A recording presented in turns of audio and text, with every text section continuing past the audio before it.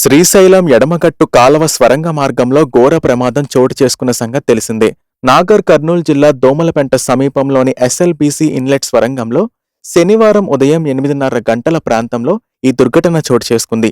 Tunnel లోపల కార్మికులు పనులు చేస్తున్న సమయంలో 14వ కిలోమీటర్ వద్ద పైకప్పు ఒక్కసారిగా కుప్పకూలింది. ఆ సమయంలో టన్నెల్లో 40 మంది కార్మికులు పనిచేస్తుండగా 32 మంది తప్పించుకొని బయటపడ్డారు. మరో 8 మంది టన్నెల్ లోపలే చిక్కుకుపోయారు.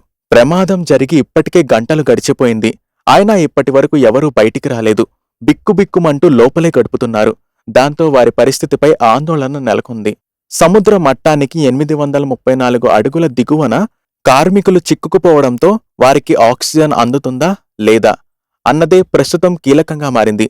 లోపల చిక్కుకున్న 8 మంది కార్మికుల పరిస్థితి ఎలా ఉంది అనేది ఆందోళన కలిగిస్తుంది.